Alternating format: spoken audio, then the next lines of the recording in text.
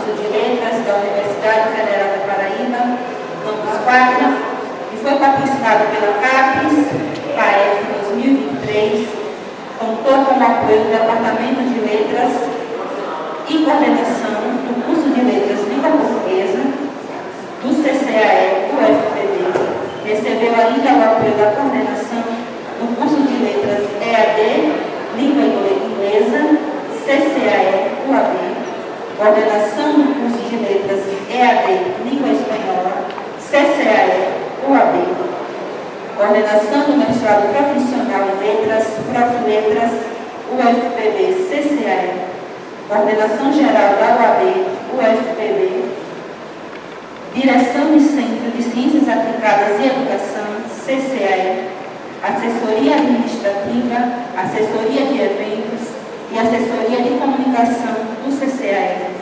Contou também com a colaboração de professores, técnicos administrativos e alunos do curso de Letras,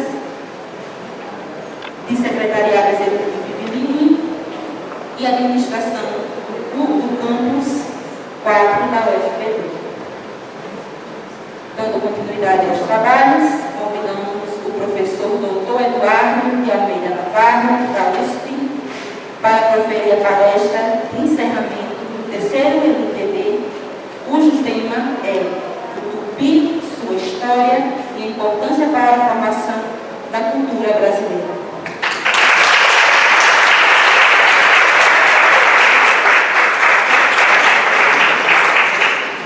O professor Dr. Eduardo de Almeida Navarro atua como professor titular da Faculdade de Filosofia, Letras e Ciências Humanas da USP, tendo experiência no ensino e na pesquisa do Tupi Antigo, da língua geral, amazônica, colonial, do Endatu e da cultura do Brasil colonial.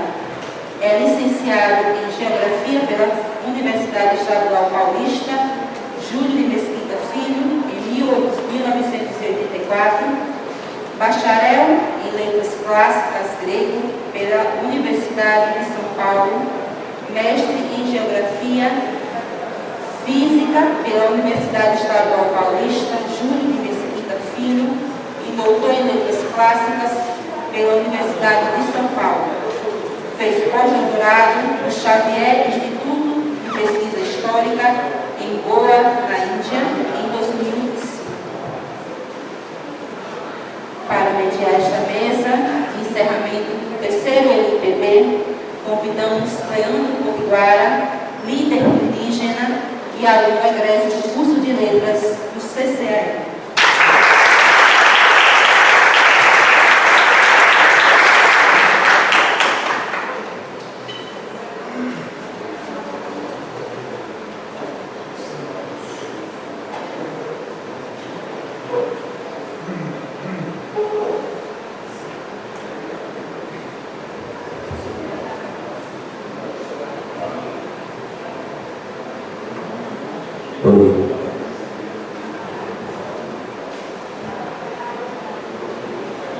Boa tarde a todos e a todas aqui presentes no Elim. Como foi me apresentado, eu me chamo Leandro Itapuã, professor da Escola Estadual Indígena José Lopes Ribeiro, e agradecer aqui, primeiramente, ao nosso Deus Tupã, eles encantado por nos ofertar esse momento ímpio em nossas vidas. E agradecer também à comissão organizadora deste evento. E é um prazer imenso estar aqui ao lado desse ilustre linguista, Dr. Eduardo Navarro, para acompanhar aqui nessa mesa mediana. Então, passo a palavra aqui ao professor Eduardo Navarro. Boa tarde a vocês. Espero que o som esteja. Alô? Agradeço a comissão organizadora deste encontro, língua e literatura aqui do litoral norte da Paraíba. É uma alegria estar aqui, nesta terra paraibana, que já me acolhe há mais de 2 décadas. Há 23 anos exatamente começava o meu trabalho aqui com os potiguaras na Baía da Traição. E realmente foi uma das mais belas experiências que eu tive na vida. Foi morar aqui com os meus queridos potiguares. E vamos hoje reatar alguns fios que estão soltos e buscar então compreender tudo que fazemos hoje à luz do tudo que já se fez no passado. Essa língua que eu ensinei aos potiguares, que hoje estão eles próprios se tornando professores dela, essa língua foi a primeira língua que os portugueses ouviram quando chegaram ao Brasil, naquele ano de 1500. Esses povos que falavam essa língua estavam dispersos pela costa brasileira toda. Eles eram então todos povos aparentados, potiguaras, tupiniquins. Foi com os tupiniquins que os marujos de Cabral se encontraram, naquele mês de abril e no mês de maio de 1500. Foi essa língua que eles ouviram, sem entendê-la, né? Mas foi essa língua que eles ouviram pela primeira vez. Língua dos ameríndios brasileiros. E nós temos então aí essa língua vai assumir uma grande importância, porque dispersa em toda a costa brasileira, ela foi aprendida pelos europeus, pelos africanos que chegavam aqui escravizados. Ela vai se tornando lentamente a língua de todos os membros do sistema colonial brasileiro. Falada então originalmente por tupinambás, tupiniquins, por potiguaras, falada então por temiminós, falada então por tabajaras. Essa língua tornou-se uma língua indígena clássica. O que é que nós entendemos por língua indígena clássica? É uma língua indígena que esteve presente na formação de um moderno Estado da América. Então, uma língua indígena clássica é o Quichua da América Espanhola, aqui do Sul.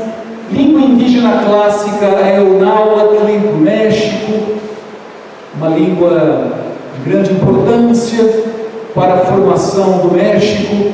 Língua indígena clássica é o Guarani. Então essas línguas tiveram uma importância muito grande na formação de modernos estados da América, modernos países que hoje compõem a América. E a mesma coisa foi com o Tupi antigo e as línguas que dele provieram. O Tupi, falado então na costa brasileira por vários grupos indígenas, ele foi aprendido.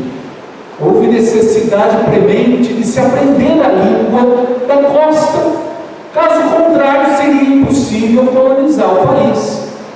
E essa língua foi mais falada que o próprio português no primeiro século. No primeiro século foi a língua mais falada, foi mais falada que o próprio português. Portugal não tinha população suficiente para impor a sua língua de imediato. Portugal tinha uma população de 1 milhão de habitantes, 1500. Os índios eram pelo menos 4 ou 5 vezes mais. Então, não era possível Portugal impor a sua língua. A nossa colonização, então, foi uma colonização diferente da colonização dos Estados Unidos da América. A colonização dos Estados Unidos foi uma colonização de povoamento. É uma colonização que foi realizada por famílias que vinham inteiras da Inglaterra, famílias que vinham constituídas da Inglaterra, famílias religiosas de puritanos, e que aqui na América do Norte não constituíam famílias com as mulheres indígenas. Muito diferente foi a nossa colonização. Os portugueses que para cá chegaram, os portugueses que para cá vinham, eram principalmente homens. Poucas mulheres no início afluíram para cá. Eram homens e que se amaziavam com as mulheres indígenas e tinham então suas famílias formadas com elas, formavam famílias com elas, tinham às vezes até mais de uma esposa, tinham às vezes dezenas de filhos que se tornaram os primeiros brasileiros, os mamelucos, os primeiros brasileiros, que falavam a língua da mãe e a língua do pai. Quando aprendiam, iam aprendê-la na escola, não iam aprender em casa a língua da mãe. Mesmo as famílias portuguesas que vinham constituídas já de Portugal, essas famílias tinham, muitas vezes, quando tinham recursos, tinham escravos índios, tinham amas de leite que amamentavam as crianças, e eram mulheres indígenas, não eram as próprias mães que amamentavam, né? Daí o nome de ama seca, aquela empregada, aquela escrava que não amamenta, e a ama de leite, que é aquela escrava que amamenta. Então, nas famílias portuguesas, mesmo nelas, disse-nos o padre Antônio Vieira, numa carta dele, um texto dele, mesmo as famílias portuguesas, a língua que se fala é a dos índios, e a língua portuguesa os meninos vão aprendê-la na escola. Vejam que coisa curiosa, não é? Então o Brasil constituiu-se assim, um país mestiço, um país multicultural, um país realmente de muitas cores, não é? Um país realmente multicultural. E o que faz a beleza do Brasil é justamente isso, essa variedade de culturas. O Brasil está entre os 10 países de maior diversidade cultural do mundo. Um dos critérios para se julgar a diversidade cultural de um país é o número de línguas que lá se falam. As línguas que se falam no Brasil são cerca de 200, embora algumas faladas por pouquíssimas pessoas, ainda são línguas vivas, e tudo isso faz com que a diversidade do Brasil seja uma das maiores do mundo. Pois bem, essa língua da costa, ela foi aos poucos, ela foi sendo aprendida pelos portugueses, ela era mais usada que o português na costa brasileira. E o que acontece? Muitos índios passavam a migrar para o interior, muitos fugindo da colonização. Quando os irmãos Vilas Boas aí encontraram, nos anos 50, encontraram dezenas de etnias vivendo lá no Xingu, saibam que algumas dessas etnias eram de grupos indígenas fugidos da costa. Tanto que nós temos algumas línguas indígenas lá no Xingu que se parecem muito com o tupi antigo. Uma delas é o Camaiurá. O Camaiurá é uma língua indígena que se parece muito com o Tupi-Antigo. E foram provavelmente índios fugidos do litoral, que não queriam se submeter aos portugueses, não queriam se tornar escravos. Pois bem, essa língua no século seguinte, até o século XVI, como disse o padre Fernando Cardim, os brasileiros eram como caranguejos que arranhavam a costa. Os brasileiros ficaram na praia. A primeira cidade que se interiorizou foi São Paulo.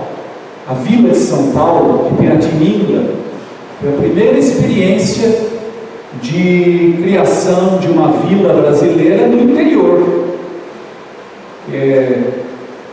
Os brasileiros todos viviam no litoral.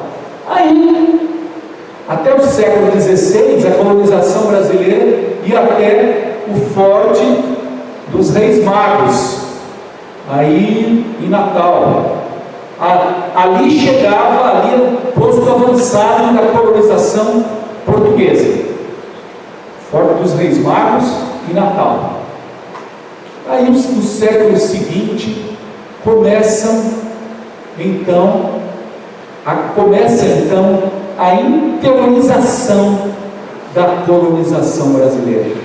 Foi no século XVII que a colonização se interiorizou. Foi no século XVII que a Amazônia passou a ser colonizada. Foi no século XVII, principalmente, que o interior de São Paulo, o interior do Mato Grosso, o interior de Minas Gerais, principalmente, Minas, Mato Grosso foi um pouco depois, Goiás, o Paraná, foi aí que houve a primeira, foi o início da colonização, no século XVII. Vão surgindo então as vilas no interior. Aqui na Amazônia foram os missionários que congregavam aí índios de diferentes etnias. Vejam, gente, quando se congregam índios de diferentes etnias, o tupi, falado lá no Amazonas, no Pará, ele vai se transformar, vai deixar de ser a língua da costa e vai se tornar uma outra língua, à medida que os missionários vão avançando pelo Rio das Amazonas. Como é que se chamava esse Rio das Amazonas? Esse Rio das Amazonas chamava-se Pará. Pará era o nome do Rio das Amazonas. E depois nomeia hoje o Estado brasileiro. Né? O som está muito estridente ou está bom? Se falar mais perto, mais longe, mais perto, acho que fica, tá bom? Sim? Tá bom. Então o Rio das Amazonas era chamado pelos índios de Rio Pará. Aí começa a interiorização da colonização e a língua tupi da costa se torna língua geral. E o que é uma língua geral? Uma língua geral é uma língua que é uma língua supraétnica. Não é uma língua de uma etnia especial, é uma língua de muitas, uma língua que vai se tornar língua de muitas etnias. Havia as línguas étnicas, faladas então pelos diferentes grupos indígenas, e havia a língua supraétnica, falada então pelos índios que estavam nos aldeamentos. Então, na verdade, isso é um erro que precisa ser eliminado. Não foram os jesuítas, os missionários, que criaram a língua geral, criaram o tupi, de forma alguma. Eles criaram as condições para que a língua geral surgisse, isso sim. Por quê? Porque reuniram índios de diferentes etnias no mesmo aldeamento. Aldeamento não é a mesma coisa que aldeia. Aldeia é um fato antropológico. É o núcleo original de um grupo indígena, a aldeia. Agora, aldeamento já é criação de missionários. Os missionários, então, nos aldeamentos, vão reunir muitas etnias. Vão começar os descimentos. Sabe o que são descimentos? Descimento. Buscam índios que estão no rio acima e trazem para o vale do rio principal, o Amazonas e outros rios da bacia amazônica, né? Então, os descimentos que vão levando, trazendo índios de diferentes grupos para lá. E tudo isso a língua geral vai surgindo e vai dominar a Amazônia toda quase. Exceto o Acre, Roraima, a Amazônia toda praticamente falou língua geral. E a língua geral amazônica, ela tem base no tupi antigo. A base dela é o tupi antigo. De modo que nós vamos ver palavras da língua geral aparecerem na toponímia, a língua geral vai ser usada em toda parte, e tudo isso então pode confundir alguns. Vão pensar que o tupi foi falado no interior da Amazônia. O tupi que foi falado lá é o que nós podemos chamar de tupi médio. O tupi clássico antigo é a costa brasileira. O tupi médio é o momento da língua geral. Seriam os séculos 17, 18 e 19. 17, final do século 17, 18 e 19. Aí nós temos o tupi médio.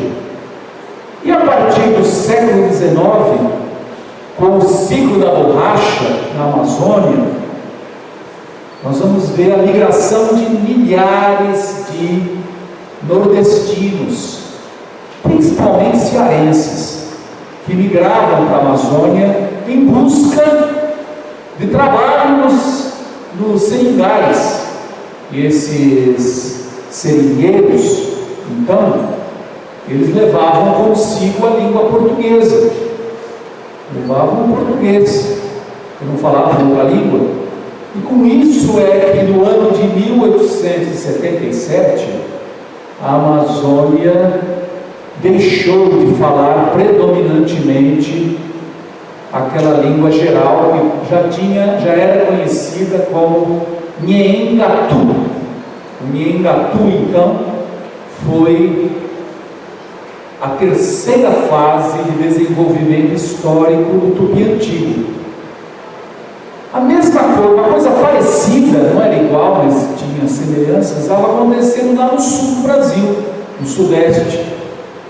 Os bandeirantes, que falavam a língua de São Vicente, que era o tupi antigo, faziam tráfico de escravos indígenas. Levavam então escravos indígenas para São Paulo. A língua tupi foi se transformando uma outra língua geral, muito parecida com a do norte, mas não era exatamente a mesma, a língua geral paulista. E foram esses bandeirantes que levaram a língua geral para Minas Gerais. Foram eles que descobriram as Minas Gerais, descobriram os grandes veios de ouro, os veios auríferos das Minas Gerais. Foram eles os primeiros que chegaram a Goiás. Foram esses paulistas, esses habitantes de São Paulo de Piratininga, que chegaram pela primeira vez ao Paraná, que fundaram Curitiba. Olha uma coisa curiosa: Curi. Curi quer dizer pinheiro. Pinheiro. Essa palavra não aparece nos dicionários, não aparece no dicionário de Tupi, o vocabulário da língua brasílica do século XVII. Não aparece. Porque curi é uma palavra guarani. Uma palavra guarani. E a palavra Curitiba, ela é uma palavra híbrida. Ela tem a palavra guarani, curi, e a palavra tiba, que quer dizer ajuntamento. Ajuntamento de pinheiros. Pinheiral. Se fosse a palavra fosse toda guarani, seria curiti. Curiti. Em guarani, tiba é ti. Então, uma palavra híbrida. E como é que isso aconteceu? Porque esses bandeirantes tinham contato com o Paraguai. Traziam escravos do Paraguai para São Paulo. Levavam escravos do Paraguai. E então a língua passou a ter influência do Guarani também. Lá em São Paulo, quais são os aeroportos famosos de São Paulo? Quais são? Guarulhos e Congonhas. Você sabe o que são Congonhas? O que é uma Congonha? Uma Congonha é uma planta. Uma planta que era chamada de chimarrão de paulista. Os paulistas que iam buscar escravos lá no Paraguai, eles usavam, eles fumavam, eles bebiam um chimarrão, como os paraguaios fazem hoje. E o chimarrão de paulista é Congonha. Daí Congonhas do Campo, Minas Gerais, Congonhas, aeroporto lá de São Paulo, da região, onde havia essa planta. Vejam então a influência que o Guarani teve sobre o Tupi do Sul, sobre a língua geral paulista. Por exemplo, em São Paulo e no interior de Minas, vai se formar um tipo humano, que é o caipira, que vai ser um grupo que vai falar essa língua, vão ser os últimos falantes da língua geral paulista. E vocês sabem o que eles gostam muito de fazer? Eles gostam muito de pintar, de dar uma pitada. O que é pitar, hein? Fumar. No Nordeste não se usa isso, não? Ou se usa? Acho que não, né? Pitar.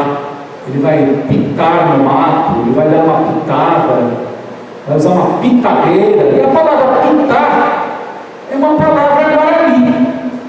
Em Guarani, o verbo se conjuga assim, ó: apitar, repitar, opitar. Frumo, fumas, fuma. Vocês percebem que o verbo em Guarani e também em Tupi, ele se conjuga à esquerda, não é à direita, não é no final. É à esquerda a conjugação. Então, por exemplo, apetimbu, eu fumo, erepetimbu, tu fumas, opetimbu, ele fuma. A flexão do verbo é à esquerda, a flexão não é à direita, não. Isso que acontece. Pode ser que tenha influenciado o dialeto caipira, o dialeto desse tipo humano do nosso interior, do interior paulista. O caipira não conjuga o verbo quase nada, a flexão do verbo é mínima.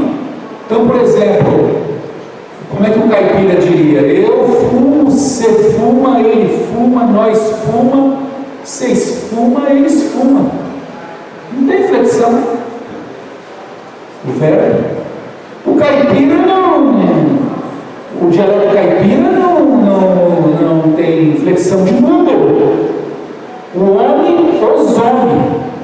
A mulher, as mulheres. O iá, esse iá aí não existe no dialeto caipira. Vira de tombo, mulher. a mulher, as mulheres. Então vejam, não teria havido a influência do tupi de São Paulo, da língua geral paulista, do dialeto caipira? É muito provável que tenha havido. E os caipiras foram os últimos que falaram a língua geral. A língua geral amazônica, o Nhengatu, a língua geral amazônica perdeu a predominância na Amazônia com o ciclo da borracha. Por tantos cearenses, tantos nordestinos para a Amazônia, que a língua geral deixou de ser predominante. Em 1877, o imperador passou em Mamanguape, fez uma viagem para o norte, não foi?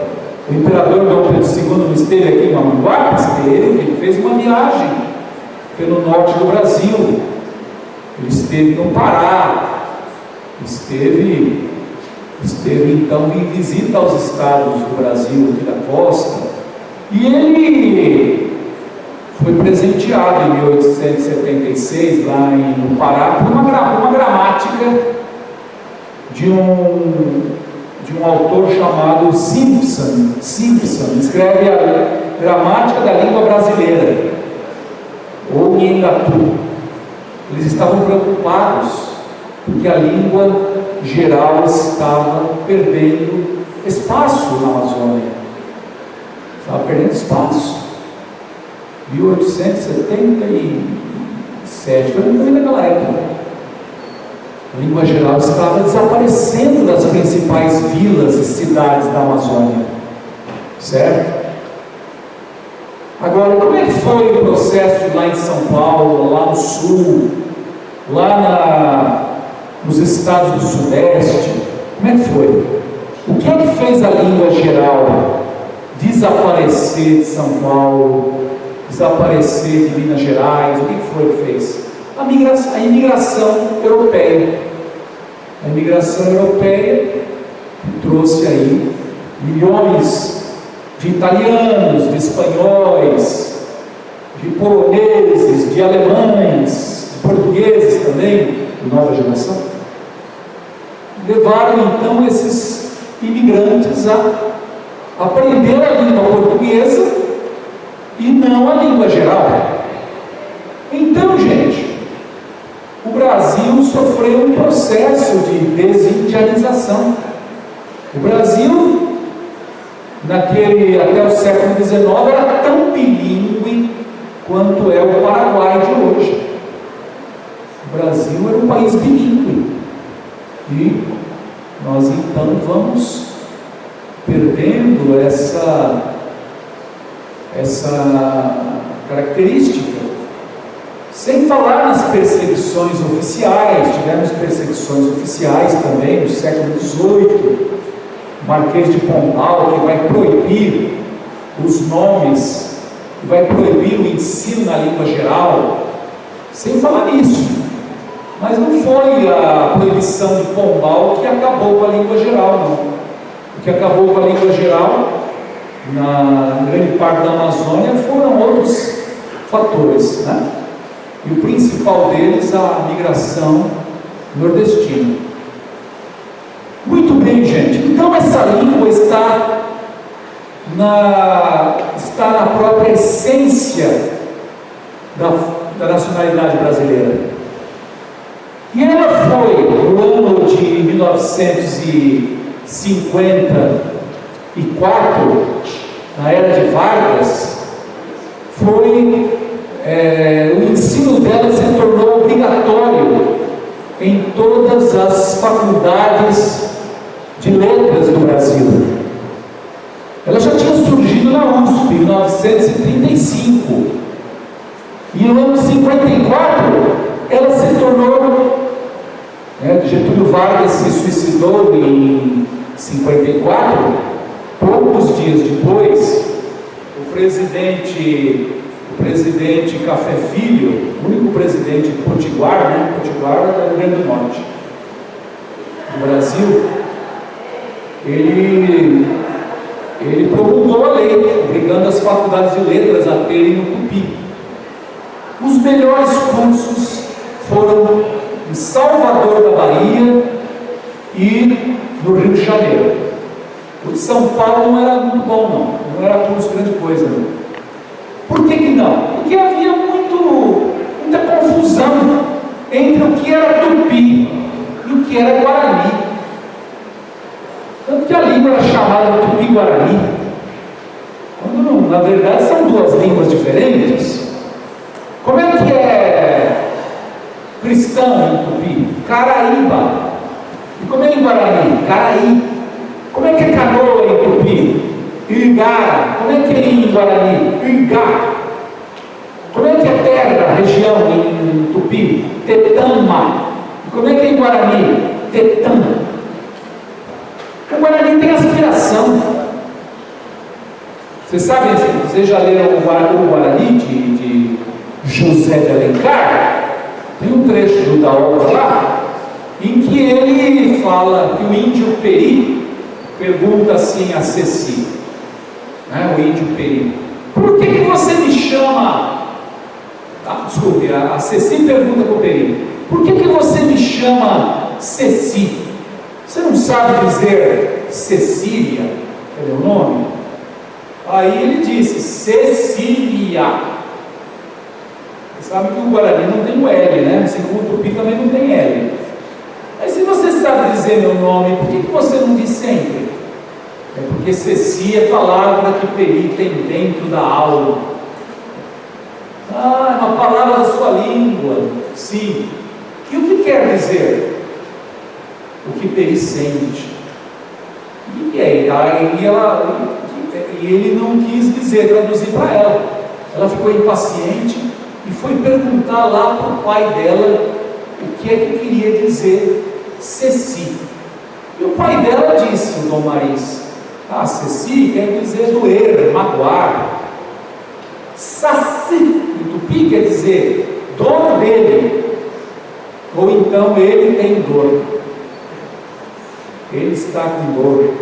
Saci, quer dizer que Ceci era o nome que ele dava para ela, porque ele era um amor não correspondido. Era um amor que não era correspondido. Não há dor maior no coração do ser humano que acho que esse aí. Uma das maiores dores, né? A dor do amor não correspondido em meio a uma paixão amorosa, né? Coisa pior. E aí foi. Agora tem uma coisa. O livro se chama O Guarani, o romance. E essa construção aí, Saci, não é do Guarani. O Guarani não diz Saci. O Guarani diz Raci. O Guarani tem aspiração. Raci. A dor dele. Raci. Olha, José Alencar dá o nome do romance dele de O Guarani e usa uma palavra lá que é tupi. Por que ele fez isso? Ele não sabia direito a diferença. Só no século XX é que nós passamos a balizar as coisas, né? Saber realmente até onde vai uma língua e onde vai a outra. Sabemos o que é uma língua e o que é a outra. Só no século XX é que nós soubemos o que era o dicionário do tupi antigo, o vocabulário da língua brasílica. Só no século XX que essas coisas ficaram claras, né? Muita gente então tinha ideias preconcebidas, ideias errôneas. Pois é, gente, com isso a língua foi muito mal estudada. Foi muito mal estudada durante muito tempo, desde que ela deixou de ser falada no século XVII, o tupi antigo. A língua geral ainda era falada na Amazônia, e a língua geral paulista desapareceu no século XIX e XX com as migrações. Com isso, minha gente, o Brasil teve teve nessas línguas históricas de grande importância uma grande referência de indianidade. São essas línguas que evidenciam as nossas raízes indígenas. São justamente essas línguas históricas que mostram a nossa ancestralidade indígena. Podemos estudar outras línguas indígenas, mas nenhuma delas vai explicar para a gente o que significa Paraíba, o que significa Sergipe, o que significa Piratininga. Nenhuma delas. Até em regiões onde essas línguas são faladas, o tupi está presente. O tupi médio, né? Não digo o antigo, não. O antigo está presente na costa, né? Daí, na língua portuguesa, as milhares de palavras que nós temos. Se eu disser para vocês assim, ó, o curumim cutucou sua pereba. Vocês entendem, né? Eu estou falando. Se eu for traduzir para o tupi isso aí, fica assim, ó, curumim, oi, cutuque, ou pereba. As palavras são as mesmas. Exceto os possessivos aí, né? Curumim, oi, cutuque, ou pereba. O menino espetou a sua ferida. Todo mundo sabe no Brasil que quer ficar com nhenhenhen, né? Ficar falando sem parar. O verbo nhenhen é o verbo falar. É o verbo falar. Todo mundo sabe o que é dar um soco, né? Todo mundo sabe o que é uma paçoca. O verbo soc. Todo mundo sabe o que é cutucar. Todo mundo sabe o que é brincar de peteca. Peteca é justamente isso aqui, ó. Esbofetear. Peteca. O Brasil então vai ter nessas línguas históricas, tupi clássico, médio e moderno, vai ter realmente uma forte influência delas, né? Forte influência delas. Por exemplo, na nossa alimentação, os nomes das nossas plantas, dos nossos alimentos, né? A macaxeira, a mandioca, o aipim, o jerimum, nossa, uma infinidade de nossos animais. Alguns animais brasileiros, alguns nomes que vão inclusive entrar para língua inglesa, para a língua francesa, para até línguas asiáticas, vão receber palavras do tupi. Na Índia portuguesa, antiga Índia portuguesa, que hoje é a maior produtora mundial de caju, está lá. O cajueiro de vocês está lá, na Índia. Eles produzem castanha de caju. A maior produção mundial no Brasil, não é da Índia. Sabe? Estão lá então. As plantas brasileiras que foram levadas na colonização. Então, na língua portuguesa, nós temos aí uma infinidade de palavras que estão presentes. Nomes e mesmo muitas vezes nomes de grupos indígenas que não eram tupis, mas foram nomeados e foram conhecidos pelos seus nomes dados pelos tupis. Por exemplo, Tocantins, os índios Tocantins. Tucana, que é a ave, o tucano. Tim quer dizer bico, bico de tucano. Por exemplo, o estado,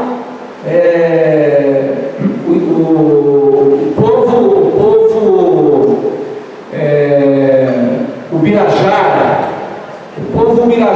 os Ibiraiara, eram aqueles que tinham na mão um cacetete grande, uma arma defensiva. Não era uma flecha, não era um arco, era um pedaço de pau bem grande que eles usavam para se defender. Ibiraiara, o que segura, o que planta, né?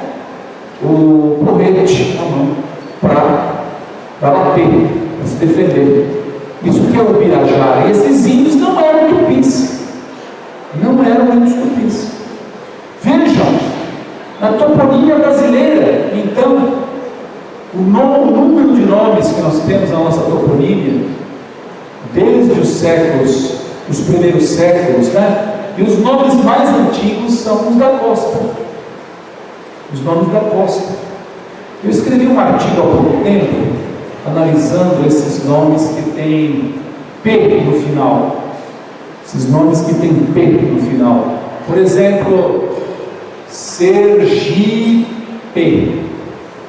Camaragipe, Mamanguape. O que quer dizer isso? Esse P em tupi é a posposição. Tupi não tem preposição, tupi tem posposições. Então, se eu digo assim, vou para o rio, vou ao rio, há só um P. Vou ao rio das Araras, há só arara, um P. O P é o para ou em. Sergipe significa no rio dos Siris. Serigipe. Mas como que nós vamos colocar um P aí? Que coisa estranha, não é? Colocarmos um P aí no final da palavra. Por que isso? Não soa estranho para vocês? No rio dos Siris. Por que não falam só rio dos Siris? Sabe por quê? E aí que eu fui ver. Isso aí acontece em línguas indígenas da América toda. Acontece em línguas dos Estados Unidos. Eles usam isso. Colocam o em no final, no nome de lugar. Acontece em línguas da América Espanhola, acontece no Náhuatl, acontece no Quichua, a mesma coisa. E é muito interessante, é uma coisa dos... Não foram os colonos que fizeram isso, foram os índios mesmo que faziam isso. Colocaram o P nos seus nomes de lugares, colocaram o em, né? O em seus nomes de lugares. Então ficou aí, Mamanguape, né? Mamangá, uma planta, guá é enseada, e P é na enseada dos mamangás. Daí Mamanguape, Mamanguape, um nome tradicionalíssimo dos nossos tupis antigos. Certo, gente? Na nossa toponímia os nomes são inúmeros. E a nossa literatura também. A nossa literatura, desde o século XVIII, desde o século XVI, Anchieta vai escrever poesia em tupi antigo. Nós vamos ver no século XIX o romantismo, no século XVIII o arcadismo, no XIX o romantismo, buscando uma referência para a nossa identidade brasileira. Nós vamos ver então aí, na literatura, a grande importância dessas línguas tradicionais, históricas, tupi antigo, médio e moderno tiveram. No século XIX, Oswald de Andrade vai dizer que o dilema do Brasil é to be or not to be, né? Parafraseando Shakespeare. Olha lá, levanta um pouco aí, mostra a camiseta para o povo aí. Esse menino aí é americano, viu? Olha aí, palmas para ele, gente.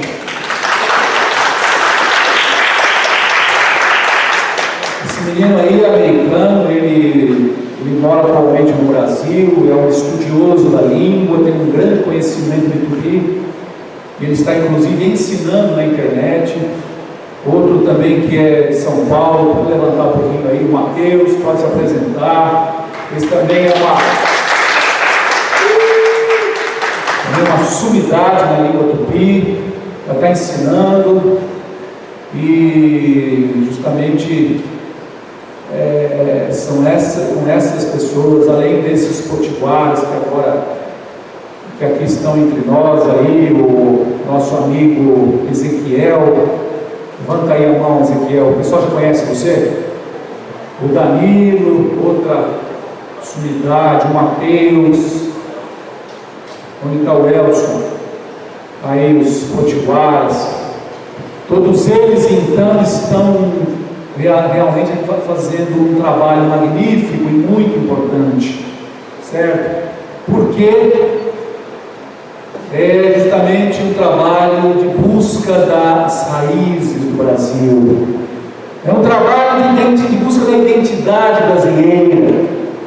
No mundo globalizado, minha gente, no mundo da inteligência artificial, minha gente, as fronteiras econômicas já não estão mais existindo. No mundo globalizado, você come as mesmas coisas aqui na Guiné-Bissau, na Índia, no Paquistão, na China. No mundo globalizado, as pessoas estão se vestindo do mesmo jeito. Claro que há exceções, claro que há, mas nós temos aí uma situação de empobrecimento da experiência humana. Empobrecimento da experiência humana, quando as culturas morrem. Cada vez que uma cultura desaparece, que uma língua desaparece, é a experiência humana que está se empobrecendo. Entendem? Então, o que está acontecendo aqui na Paraíba é algo exemplar, um exemplo para outros, para o Brasil. Porque era uma língua que já tinha desaparecido. E felizmente, ela foi muito bem estudada. Foi uma língua que foi muito bem conhecida, foi muito bem aprendida. Houve 2 gramáticas nos tempos coloniais, fizeram-se dicionários, foram feitos aulas teatrais, poesia nessa língua. Então essa língua se tornou uma das línguas indígenas mais bem conhecidas. Já não tiveram a mesma sorte povos da Amazônia, cujas línguas desapareceram ainda nos tempos coloniais, sem terem sido estudadas. Só ficaram os nomes dos lugares, que ninguém muitas vezes sabe, ninguém sabe o que significa. Maués, você trabalhou com Saterê Maué, né? Sabe que lá em Maués é terra do Guaraná em pó, não é? O Guaraná em pó. Olha, quem vai atrás de comida de índio pode saber que vai viver bastante, viu? E comida de índio é comida boa, e comida saudável, e comida que leva mesmo a viver muitos anos.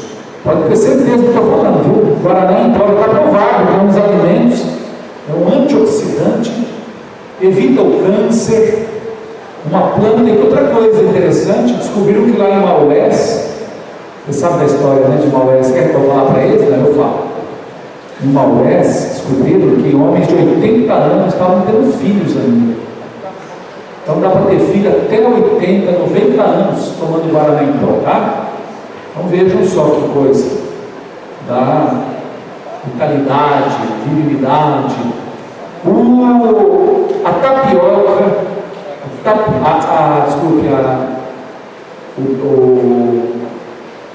tapioca não.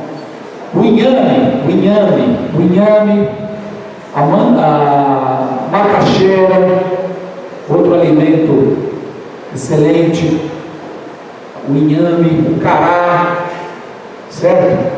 Sem falar nas castanhas, a castanha do Pará, ou castanha do Brasil, essa aí é maravilhosa. Quem se alimenta com castanha do Pará, pelo menos uma por dia, 2 por dia, está se protegendo contra muitas doenças. Então saibam que comida saudável, comida indígena é comida saudável, não tenho dúvida disso, sabe? E nós temos aqui, gente, neste momento, um processo que nós chamamos em antropologia de revivalista, um revivalismo. Revivalismo é um fenômeno social de ressurgimento de alguma cultura antiga, de uma língua antiga, de uma situação que já foi vivida pela humanidade e que se busca recuperar e restaurar. Por exemplo, um revivalismo muito importante foi o Renascimento. O Renascimento foi um grande momento revivalista, que a língua latina, a língua grega, foram novamente estudadas, tornaram-se línguas de homens de cultura e influenciaram muito os tempos modernos. Vocês vejam, a língua latina, meu pai estudou grego na escola secundária, meu avô chegou a estudar hebraico na escola secundária. O homem do Renascimento precisava saber essas línguas, o latino, o grego e o hebraico, a língua da Bíblia. Um processo, outro fenômeno revivalista foi o ressurgimento da língua hebraica em Israel. Em Israel, o hebraico ressurgiu, ressuscitou a partir do século XIX e no século XX. Ressuscitou a língua ressuscitou. E agora nós estamos num processo que é parecido. É um momento de valorização de uma língua que já foi falada nestas terras, já foi a língua destas terras, certo? E agora precisa voltar a ser estudada. Claro que haverá bons falantes, haverá falantes incipientes, mas ela precisa ser conhecida, porque ela foi a língua desta terra, não só desta terra, mas toda a costa brasileira. Ela entrou no interior, ela nomeou os lugares do Brasil, e nenhum brasileiro poderia passar sua vida sem ter pelo menos conhecimentos básicos dela, sabe? Conhecimentos básicos dela. Ela define a brasilidade, sabe? É isso realmente. Saber tupi, estudar essa língua, na verdade, é uma questão de afirmação da identidade brasileira, de valorização das nossas raízes, num mundo que cada vez mais perde as suas identidades. A última trincheira da identidade será a cultura. É a última trincheira da identidade. Só a cultura, então, vai restar. Se nós queremos ter alguma identidade enquanto povo, nós temos de valorizar a nossa cultura. E é hoje que eu lanço então uma ideia. E essa ideia quero que seja bem acolhida, que o curso de Tupi surja aqui na Paraíba ou no Rio Grande do Norte como língua, como uma matéria obrigatória, um curso de 4 anos para formar os professores. A Baiana Traição está cheia de professores de Tupi, mas que nunca passaram por uma faculdade, por uma universidade para poder aprender a língua Tupi em nível acadêmico, em nível universitário. O Rio Grande do Norte está cheio de professores que também não tiveram essa oportunidade. O Espírito Santo, então, está mais do que na hora de a Universidade Federal da Paraíba e a Rio Grande do Norte criarem esse curso como um curso de 4 anos, ou no mínimo de 3 anos, para formar professores que vão trabalhar nas escolas da Paraíba, nas escolas do Rio Grande do Norte, do Espírito Santo. Está mais do que na hora que a antiga ideia que tiveram no ano de 1954, o Congresso Brasileiro lutou por isso, e o presidente Café Filho, ele não era potiguara, ele era potiguar, Rio Grande do Norte, né? Mas justamente potiguar vem de potiguara, dado o grande número desses índios na costa brasileira, naquele estado, né? No estado vizinho. Esse presidente promulgou essa lei. Está mais do que na hora. O que aconteceu depois? Por que essa língua, por que essa disciplina foi desaparecendo? Quando surgiu a linguística no Brasil, o Papa da linguística foi Matoso Câmara, o que aconteceu? Que houve uma forte crítica a esses estudos de tupi, porque praticamente só se estudava tupi antigo nas faculdades, não havia outra língua indígena. E essa foi a crítica. Por que estudar só tupi? Só tupi, se há outras línguas indígenas? Bem, nós temos de considerar que a linguística é a ciência da linguagem. A linguística é uma ciência que vai encarar todas as línguas como iguais. Em termos assim, de um sistema de símbolos, as línguas são todas iguais, importância. Agora, o que a linguística estrutural levava em conta é que certas línguas têm importância histórica muito maior, né?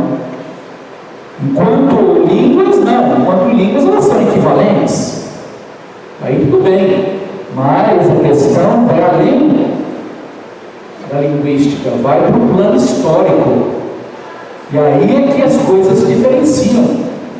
Não se pode equiparar o chavante ao tupi antigo, em termos de importância histórica, que o chavante só foi descoberto no século XX, enquanto o tupi antigo foi uma língua que definiu a nossa identidade brasileira, né? Então tem essa diferença. O primeiro passo que eu gostaria que fosse dado aqui, primeiro, trazer professores da Federal da Paraíba para nossa causa, ganhar professores que queiram aprender a língua. Olha aí o professor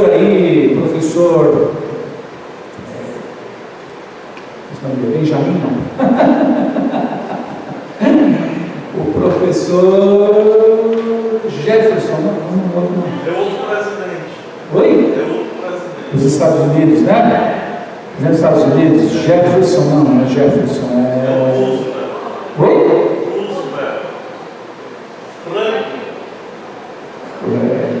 Roosevelt, o presidente Roosevelt, que era Franklin Delano Roosevelt, é o nome italiano, inclusive, Delano.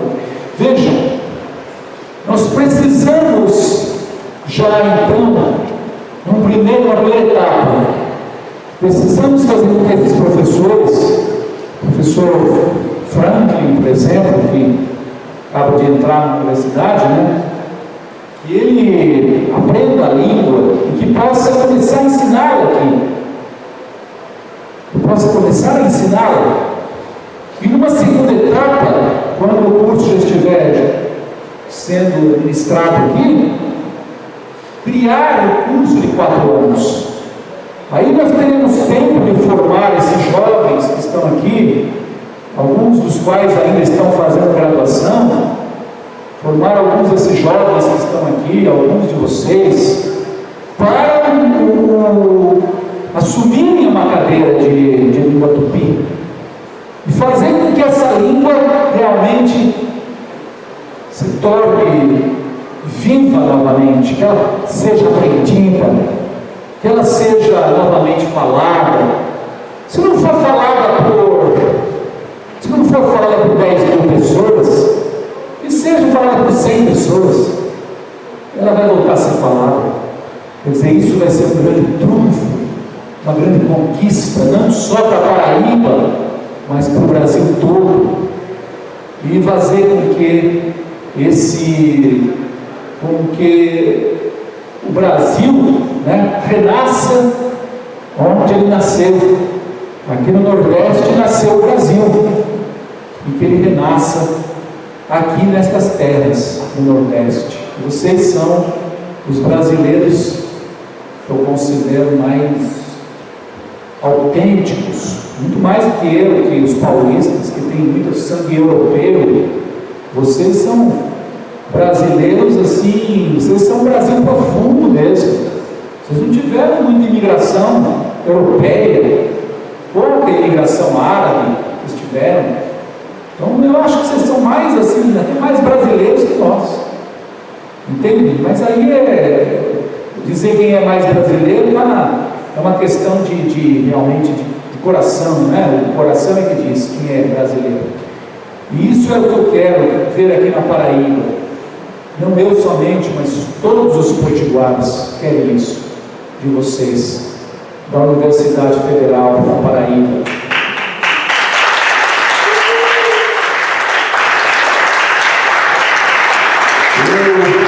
Ano passado, atrasado, a ministra dos povos indígenas, Sônia Guajajara, foi me visitar lá em casa, na minha casa lá em São Paulo. Ela não era ministra ainda, ela era candidata a deputada federal, e eu já falei com ela sobre isso. Essa ideia já está começando a ser aí ventilada aos 4 cantos. E vocês têm, a universidade tem o dever de cuidar do seu povo original, tem o dever de cuidar dos seus índios, da Paraíba, são os potiguaras, os tabajaras, tem o dever de cuidar deles.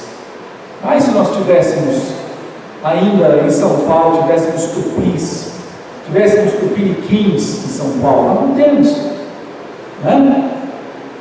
Esse seria algo maravilhoso, mas nós não temos mais. E vocês têm. Primeiro, um povo que nunca saiu da terra que ocupou, perdeu terras, mas a terra que eles ocupam hoje sempre foi deles. Não há outro povo na costa brasileira tenha esse privilégio de ocupar a mesma terra há 520 anos, desde a chegada dos portugueses. Não há outro povo. E se usar no interior da América do Brasil, no interior do Brasil nós não sabemos, não há documentação comprovadora disso, certo? Segunda coisa, só os potiguaras escreveram na própria língua. Os potiguaras deixaram cartas. Essas cartas foram guardadas durante a invasão holandesa, foram levadas para a Holanda, estão lá guardadas. Foram cartas escritas por potiguaras, somente existem essas cartas que vieram dos antigos, do tempo colonial, mais nada nós saibamos que tenha sido escrito por os próprios índios, essas cartas. Então vocês foram o único povo que escreveu na própria língua nos tempos coloniais, certo? Vamos falar da segunda coisa. Então a universidade tem o dever de resguardar, de ensinar a cultura desse povo, para que essa cultura se fortaleça, para que essa cultura brilhe e possa entrar neste século XXI que já está avançando, que possa realmente entrar muito otimismo de fazer ressuscitar uma cultura que já estava dada como morta, fazer reviver as suas raízes. E não tenho dúvidas, para terminar, não tenho dúvidas, que sem raízes, né? Assim como sem raízes uma árvore morre, assim também sem raízes um povo, ele definha, ele acaba, certo? E é isso que eu quero pedir a vocês aqui na universidade. Inicialmente, professores que queiram aprender a língua, e depois que se crie esse curso para o futuro não só do povo potiguara, mas da Paraíba e de todo o Brasil. Muito obrigado a vocês.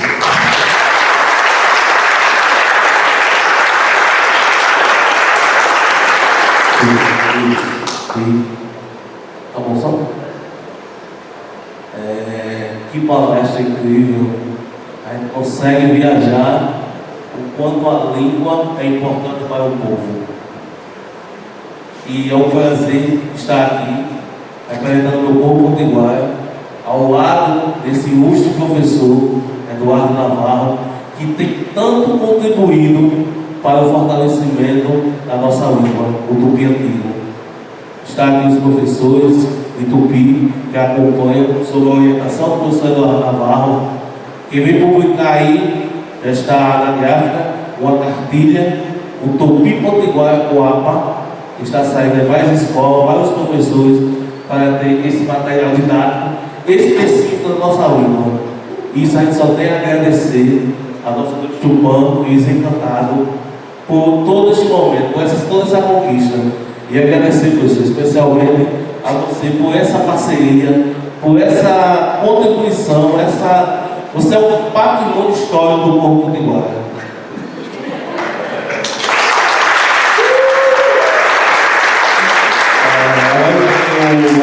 Se alguém da plateia quiser fazer alguma fala, alguma pergunta, alguma contribuição.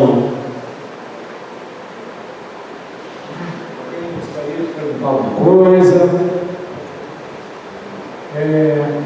Então, eu fico assim muito feliz com a presença de todos vocês e desses rapazes aí que tomaram à frente mesmo essa tarefa de aprender a língua e hoje estão aí ensinando, estão ensinando nas escolas, estão ensinando na internet e que vão me suceder, né? Num determinado momento, porque eu já tenho 30 anos de professor na USP, eu estou na minha última década de professor na USP, então nesta última década que eu vou formar aqueles que vão ocupar o meu lugar, que vão ocupar aqui as cadeiras, a cadeira de língua tupi, aqui na Paraíba.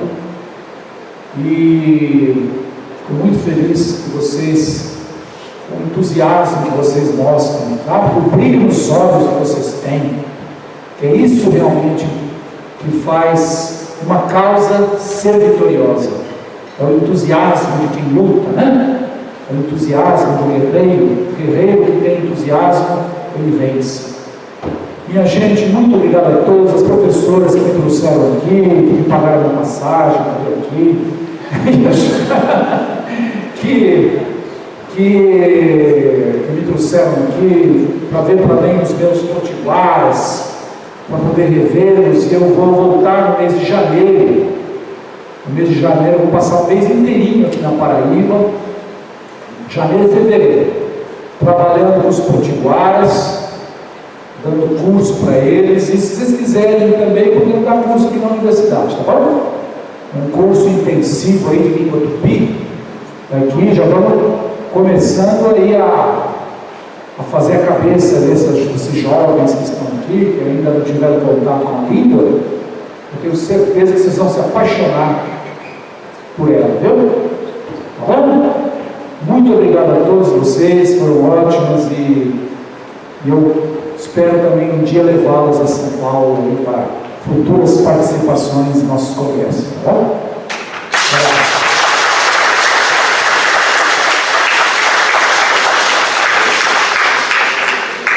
Agradecemos o professor Eduardo de Almeida Navarro pela brilhante palestra e, neste momento, para brilhantar esta tarde, convidamos para a atração cultural o grupo indígena.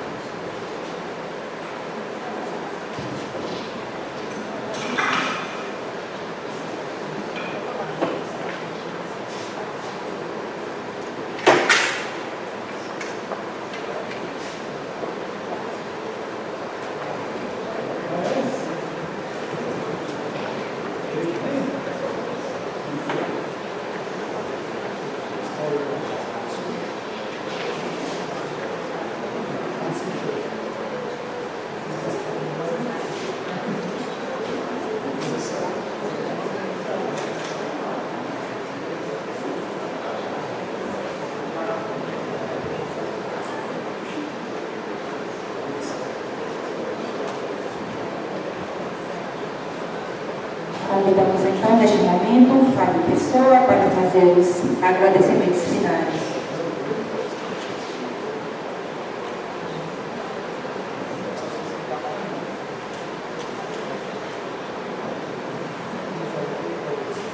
Boa tarde a todos e a todas. Neste momento, a palavra é de gratidão. Eu quero, em nome da Comissão Organizadora do terceiro INPP, Encontro Nacional de Letras no Litoral Norte da Paraíba, agradecer a todos por aqui passarem nesses 3 dias de evento. Nós tivemos um evento que já é considerado um sucesso para os que aqui tiveram. Nós tivemos mais de 300 inscritos, quase 200 trabalhos, pessoas aqui de diferentes lugares do Brasil, do Nordeste, do Sudeste, do Norte, 18 simpósios, 4 minicursos, 2 conferências, e quero reafirmar, como já foi dito por mim na palestra de abertura, na cerimônia de abertura, que um evento como esse é feito por várias mãos. Então nós queremos também agradecer a todos que contribuíram para a realização deste evento. Os professores do Departamento de Letras, a professora Janete, do Cerimonial, do curso de Secretariado Executivo Bilíngue, a direção de centro do CCAE, a assessoria administrativa, a assessoria de comunicação, a assessoria de eventos, todos contribuíram para que esse evento, o Encontro Nacional de Letras, tenha ocorrido da maneira como foi. Então nós queremos enormemente agradecer e dizer que nós já estamos ansiosos para a próxima edição. Muito obrigado.